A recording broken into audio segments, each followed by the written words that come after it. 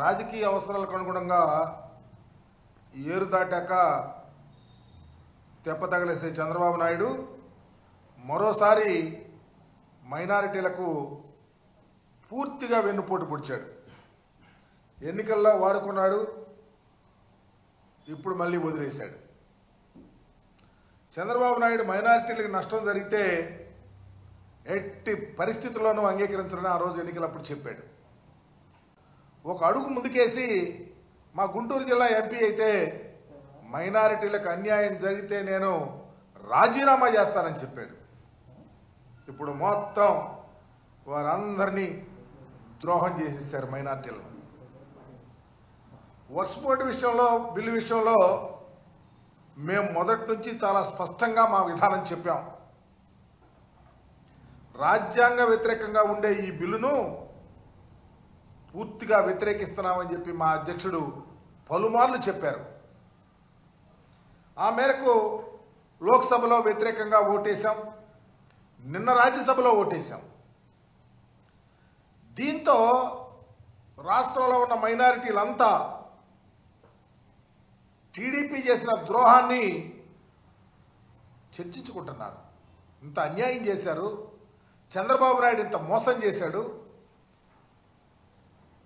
వాడదాటిన దాకా ఓడమల్లన్న, వాడదాటిన తర్వాత బోడిమల్లన్న అనే విధంగా మమ్మల్ని మోసం చేశారని నిలదీస్తుంటే దీన్ని తప్పించుకోవటానికి చంద్రబాబు ఏం చేశాడు? యథావిధి యథారాజా తథా ప్రజ అనే విధంగా డైవర్షన్ పాలిటిక్స్ మొదలైశాడు. దాంతో వైఎస్ఆర్ కాంగ్రెస్ పార్టీ రాజ్యసభలో విప్ జారీ చేయలేదని, బిల్లు అనుకూలంగా ఓటు వేసిందని నకిలీ వార్తలు సోషల్ మీడియాలో తిప్పుతూ ఉన్నాడు. టీడీపీ అనుకూల జర్నలిస్టులు, అనుకూల మీడియా తమ తమ సంస్థల్లో, సోషల్ మీడియాలో అకౌంట్లలో, తమ తమ మీడియా సంస్థల్లో ఈ ఫేక్ న్యూస్ నడుపుతూ ఉన్నారు. ఒకసారి వైఎస్ఆర్ కాంగ్రెస్ పార్టీ విప్ జారీ ఎలా చేసిందో మీకు చూపిస్తాం. అలాగే నిన్న రాజ్యసభలో బిల్లు వ్యతిరేకంగా మా పార్లమెంటు పార్టీ నాయకుడు వైవి సుబ్బారెడ్డి గారు తన సుదీర్ఘ ప్రసంగాన్ని, ఈ రాష్ట్రంలో మైనారిటీలకు వైఎస్ఆర్ కాంగ్రెస్ పార్టీ అండగా ఉంటుంది, వర్క్స్ బోర్డ్ బిల్లు విషయంలో రాజ్యాంగానికి వ్యతిరేకంగా ప్రవేశపెట్టిన బిల్లుకు మేము వ్యతిరేకిస్తున్నాం అని సుదీర్ఘంగా ఆయన మాట్లాడిన మాటలను ప్రస్ఫుటంగా అర్థం చేసుకోవాలా.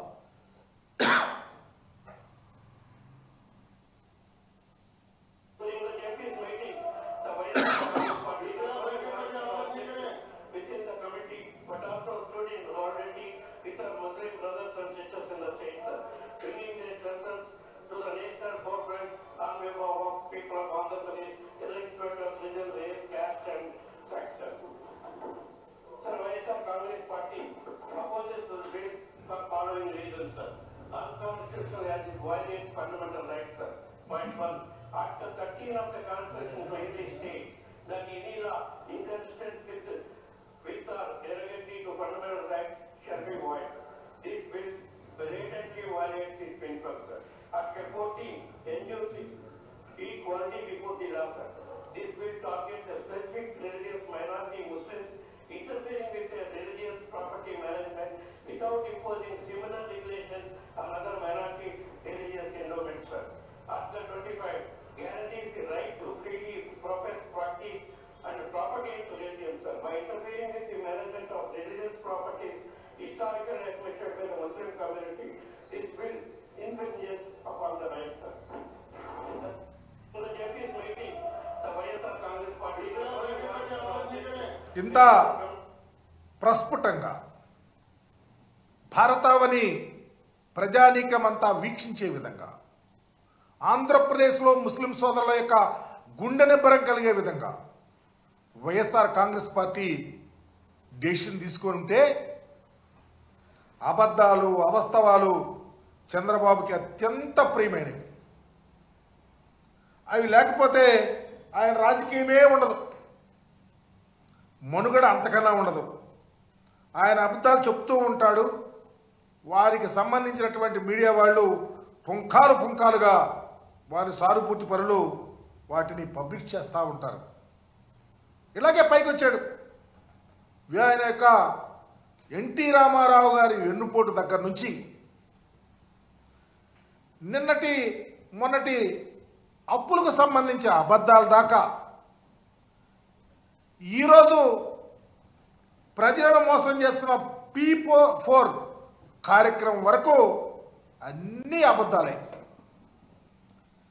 ఉదాహరణకి అప్పులకు సంబంధించి ఎన్నికలకు ముందు 14 లక్షల కోట్ల రూపాయల అప్పులున్నాయని చెప్పాడు ప్రచారంలో.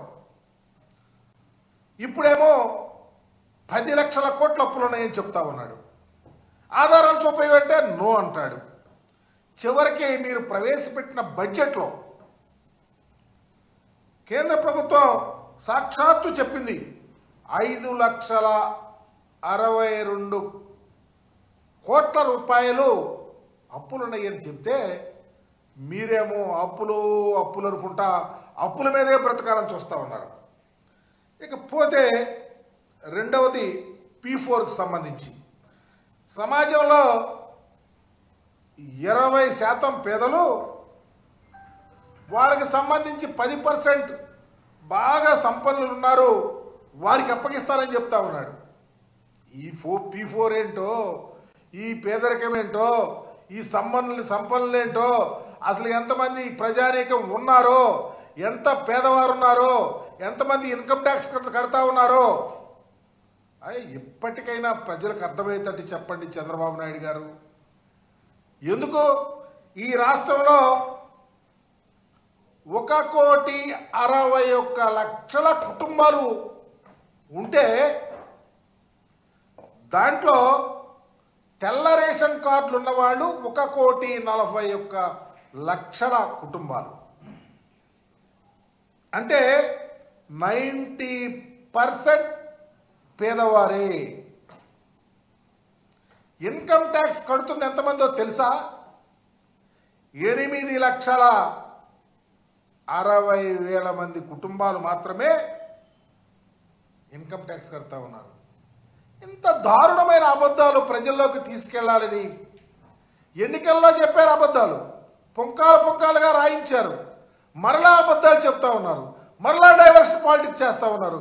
చివరికి ముస్లిం మైనారిటీలను కూడా వాడుకుని ఎన్నికల్లో గెలిచి వారికి హాని చేసి జగన్మోహన్ రెడ్డి గారి మీద అబద్ధాలు వల్లించడం అంటే ఇది కాదా చంద్రబాబు అని అడుగుతా ఉన్నాం. ఇకనైనా ప్రజలు కళ్ళు లేని కబూజీలు కాదు, అజ్ఞానులు కాదు, ప్రజలు విఘ్నులు, ఆలోచించేవాళ్ళు. రాష్ట్రం యావత్తు ముస్లిం లోకం ఉడికిపోతా ఉంది నువ్వు చేసిన మోసాలకి. అందుకనే వక్ఫ్ బోర్డు విషయంలో ఈ అబద్ధాలు చెప్తా ఉన్నాడు, నకిలీ వార్తలు అబద్ధాలు రాయిస్తా ఉన్నాడు.